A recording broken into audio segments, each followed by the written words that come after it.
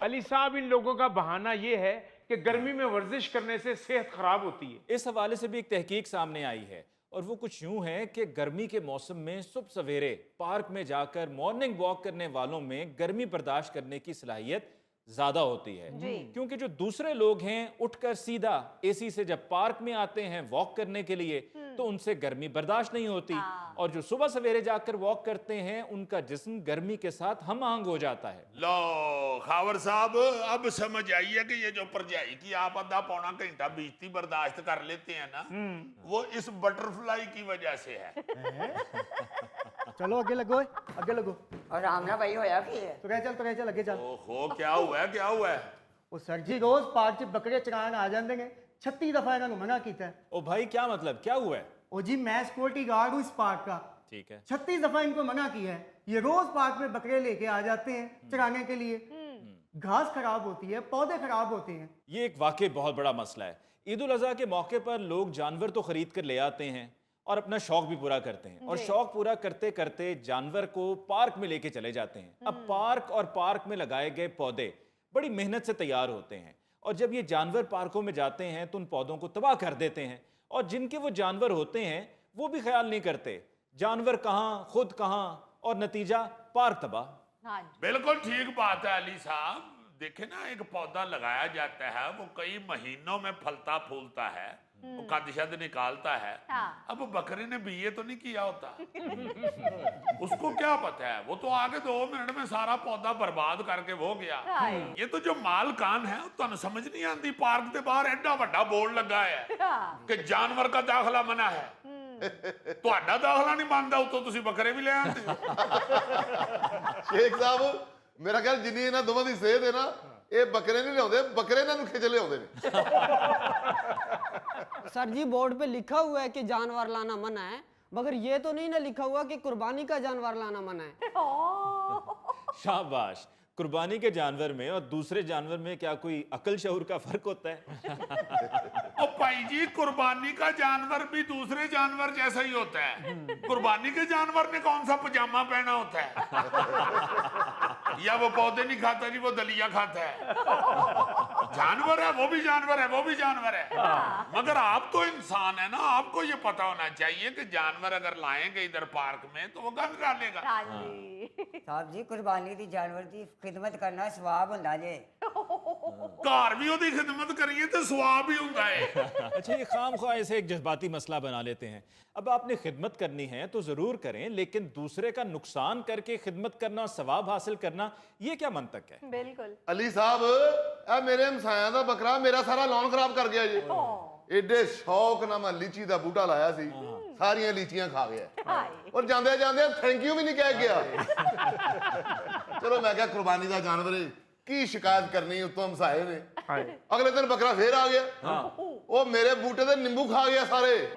लो, मैं हाली सोच ही रहा कि हमसाए नूं शिकायत लावां, उल्टा वो शिकायत लैके मेरे को आ गए कि यार ताड़े नींबू खा के साडे बकरे दा गला बह गया। वो मैं क्या, गला बह गया तो की होया, इन्हें इत्ते कुर्बान होना या इत्ते तुहानू गजलां सुनाउणियां ने? राम साहब, कम से कम तुहानू भी हमसाएगिरी का ख्याल रखना चाहिए सी। बकरे ने शिकंजवी बना के दे देंदे।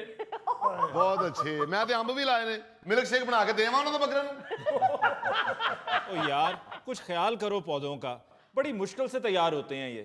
ओ जी पौधों ने तो दोबारा उगाना है, लेकिन बकरे ने तो हलाल हो जाना है। क्या जी, उसको ये समझ ही नहीं आ रही कि आप क्या कहना चाह रहे हैं। बा जी इन्हां नूं लै जा दफ्तर च, इन्हां नूं जुर्माना कर। अच्छा जी और परले नूं 500 करी जी। ਇਹਦੇ ਕੋਲੋਂ 1.5 ਰੁਪਈਆ ਲੈ ਲੈ। ਲੈ ਜਾ ਇਹਨੂੰ, ਲੈ चलो लगोगे, चलो चलो चलो। वैसे शेख साहब, इनको पैसों का जुर्माना नहीं करना चाहिए। जो बंदा पार्क में बकरा लेकर आए और पकड़ा जाए, उसको कहा जाए कि ईद वाले दिन बकरा ज़िबा करके कम से कम इसकी 1 रान जो है वो दफ्तर में जमा करवाएं। वाह वाह वाह वाह वाह। और उस दफ्तर में से आके वो बंदा रान ले जाए जो आके सवेरे सवेरे सबसे पहले बेंच पे बैठता है। वैसे अच्छा मशवरा है, कोई बुरा नहीं है। और जानते होता है मूर साहब, अबे खरायत लाने वाले मुस्तकीम जी ना चावल हो। यार तुम तो बकरों की बात कर रहे हो, लोग बड़ी ईद पर वेड़े भी ले आते हैं। खास तौर पे ये जो गली मोहल्लों के पार्क हैं, इनमें पूरा साल मेहनत करके इनको तैयार किया जाता है और बड़ी ईद जब आती है तो उनको तबाह कर दिया जाता है और किसी को किसी का ख्याल नहीं होता। बस वो ये चाहते हैं कि अपने जानवरों की नुमाइश हो, सब देखें कि हमने कितना बड़ा जानवर लिया। बिल्कुल। और अली साहब मोहल्लेदार भी इसलिए नहीं रोकते कि मोहल्लेदारी है, झगड़ा ना हो जाए। हाँ इन ऐसे मामलात में खुद ख्याल लोगों को करना चाहिए। और मेरा तो ख्याल है ईमान से कि कोई अगर नहीं ख्याल करता ना जी तो मोहल्लेदार चलो कल्ला कल्ला ना जाए, सारे मिलके मना करें यार। हाँ मगर क्या करें कि ज्यादा लोगों ने तो बर्बाद किया होता है, पार्क को मना कौन करे। बिल्कुल। लो जी एक और बात, जो वेड़ा पार्क में पकड़ा जाए और उसके मालिक को कहा जाए कि ईद वाले दिन इसको कुर्बान करके इसके चारों पाए दफ्तर में जमा करवाने। लो जी शेख साहब, मैंने लगता है दफ्तर की चाबी तैमूर साहब कोल ही है।